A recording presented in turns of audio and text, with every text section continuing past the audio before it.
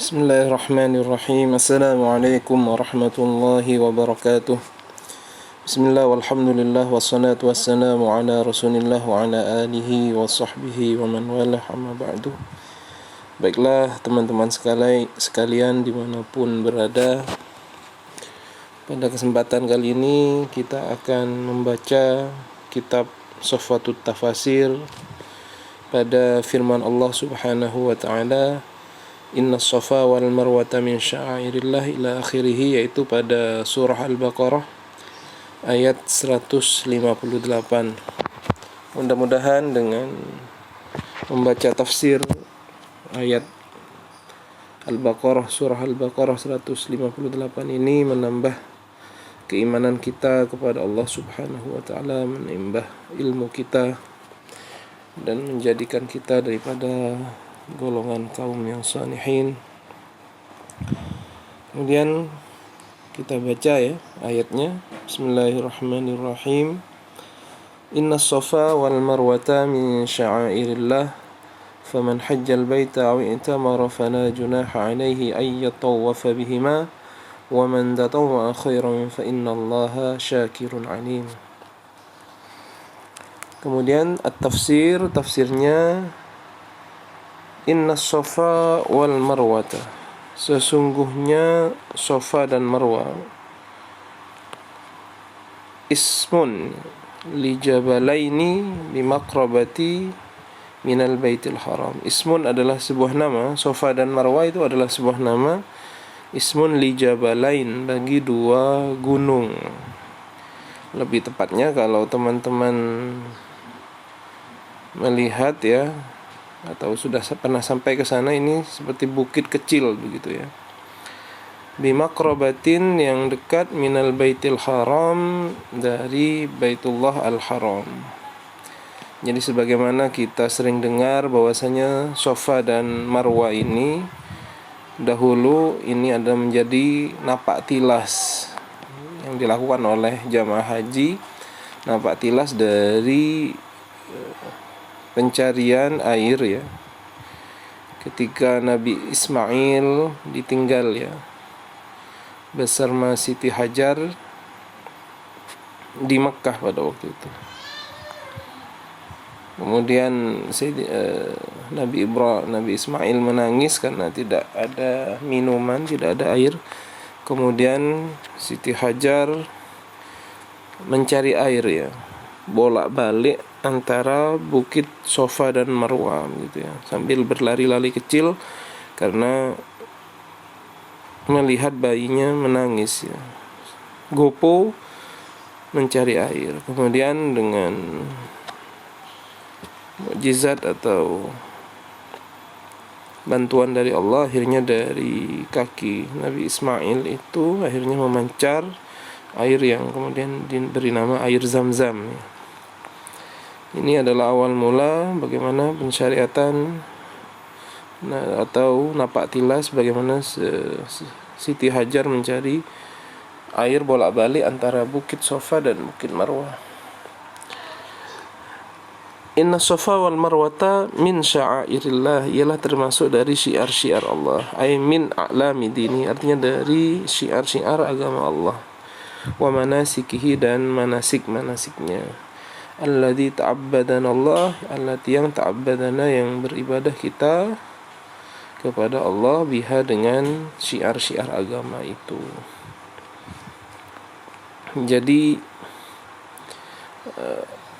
asbabun nuzul dari ayat ini ya, sebagaimana diriwayatkan oleh Anas, an Anasin radhiyallahu anhu annahu su'ila 'anis Safa wal Marwah, dari Sayyidina Anas radhiyallahu anhu bahwasanya beliau ditanya tentang bukit Safa wal Marwah, maksudnya ditanya tentang melakukan sa'i bagi jamaah haji antara bukit Safa dan Marwah. Beliau berkata, faqala kunna nara annahuma min amril jahiliyah. Kata yang bertanya itu, kami melihat itu adalah perbuatannya orang jahiliyah.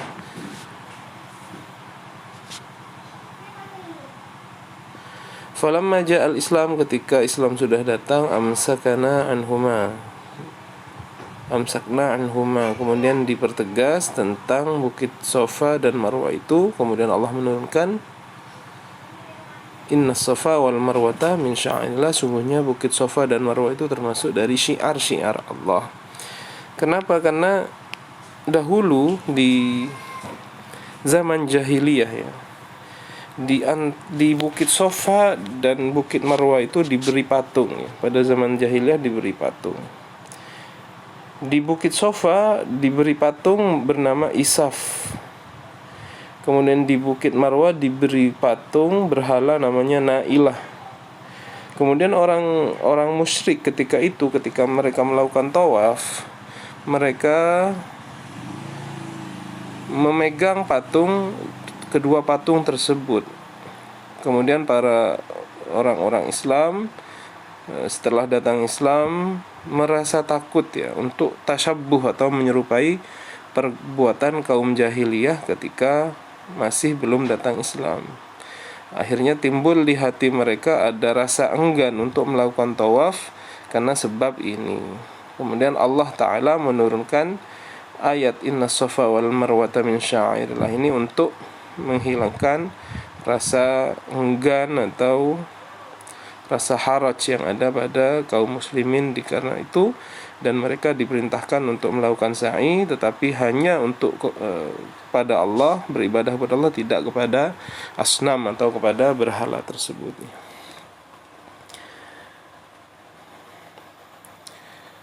Kemudian ayat selanjutnya faman hajjal baita aw i'tamara, barang siapa yang berhaji kepada Baitullah aw i'tamara atau berumrah. Artinya man qasada baitallah, barang siapa yang bermaksud kepada Baitullah, karena al-hajju itu maknanya adalah al-qasdu ya. Barang siapa yang bermaksud kepada Baitullah lil haji, untuk melaksanakan haji, au qasdihi li ziyarah, atau tujuannya untuk berziarah, bi ahadin nasakain, dengan salah satu manasik yaitu al-hajj wal umrah, fala junaha, maka tidak apa-apa, alaihi, bagi orang tersebut, ayat tawafa bihima, untuk bertawaf di antara keduanya yaitu Safa dan Marwah, maksudnya untuk melakukan sa'i ya.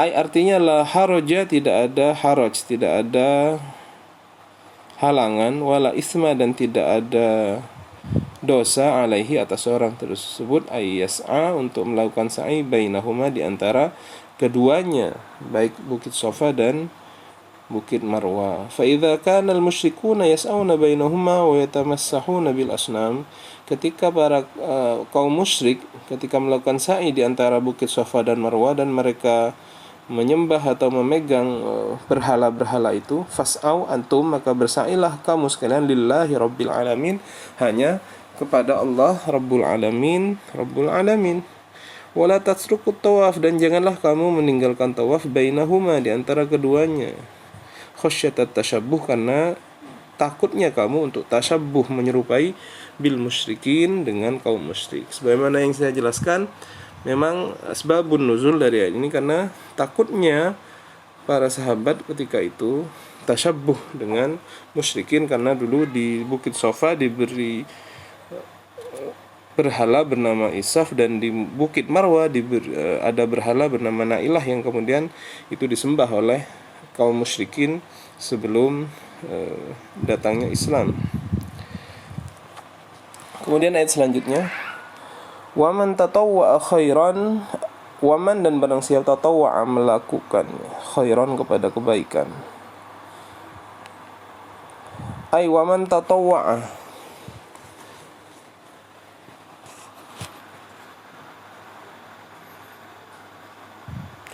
artinya waman, barang siapa tatawwa'a, yang dengan rela ya, khairan, melakukan kebaikan, dengan sukarela melakukan kebaikan. Artinya waman tatawwa'a, barang siapa dengan sukarela, bil haji, dengan melakukan haji, wal umrah,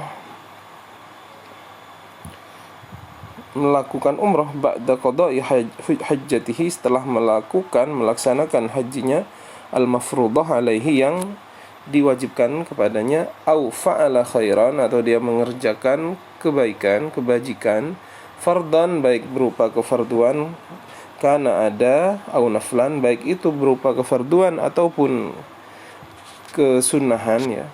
fa innallaha syakirun alim. Barang siapa melakukan kebaikan dengan sukarela, fa innallaha, sungguhnya Allah, syakirun, adalah bersyukur, alaihim, atas mereka. Artinya innahu, sungguhnya Allah subhanahu, maha suci Allah, syakirun, bersyukur, lahu, ta'atahu, terhadap orang tersebut akan ketaatnya, wa mujazihi, dan akan membalas Allah alaiha, atas perbuatan baik itu, khairul jaza, dengan sebaik-baiknya balasan. Li'annahu, karena sungguhnya Allah, alimun, adalah maha mengetahui, bikulli ma yasduru, dengan setiap sesuatu yang timbul, min ibadihi, dari hamba-hambanya, minal amal, dari amal-amal, fala yudayyi indahu ajrul muhsinin, fala yudayya, dan tidak disia-siakan, indahu, di sisi Allah, ajrul muhsinin, pahalanya orang yang berbuat kebaikan. Jadi wa may ya'mal mithqala dzarratin khairan yarah wa may ya'mal mithqala dzarratin syarran yarah. Barang siapa yang melakukan kebaikan pasti akan dibalas oleh Allah. Barang siapa yang melakukan kejelekan sedikit atau banyak pasti akan dibalas oleh Allah Subhanahu wa taala. Kemudian di sini terdapat penjelasan tentang makna syakir, ya. Apakah Allah bersyukur, ya? Dimaksudkan Allah bersyukur, innallaha syakirun, ini alaihim adalah Allah yang membalas, ya. Membalas tentang perbuatan baik tersebut. Asyukru maknahu muqabalatun ni'mah wal ihsan bisana wal irfan. Syukur makna awalnya adalah membalas nikmat dan kebaikan itu dengan sana, dengan pujian, irfan, dan perbuatan baik. Wa hadzal makna muhalun 'ala Allah, dan makna ini muhal atas Allah. Karena laisa li ahad indahu yadun wa ni'mah hatta yashkuruhu, dan tidak ada salah satu pun orang yang menolong, ya, atau memberi nikmat kepada Allah sehingga Allah harus mensyukuri. Mustahil, muhal Allah bersyukur dengan makna itu.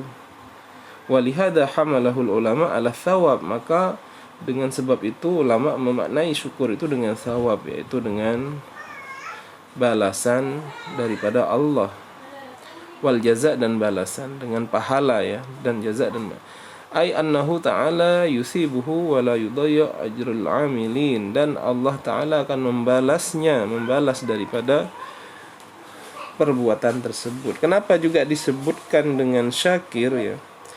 Disebutkan oleh Abu Su'ud, ya, syakirun alaihim. Qala Abu Su'ud, berkata Abu Su'ud, abbara an dzalika bi syukri mubalaghatan fil ihsan. Ditakbirkan, diungkapkan dengan syukur pada ayat tersebut karena Allah mubalaghah fil ihsan alal ibad, karena Allah sangat membalas, sangat baik Allah itu terhadap hamba-hambanya.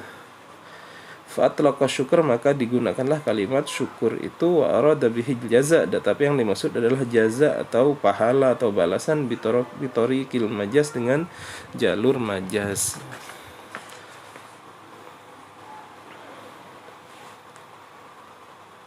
Jadi maksud syukur di sini bukan syukur bermakna seperti yang terjadi antara manusia ketika mendapatkan nikmat kemudian kita bersyukur, karena tidak ada satu zat, sesuatu pun yang memberi nikmat atau pertolongan kepada Allah, maka muhal.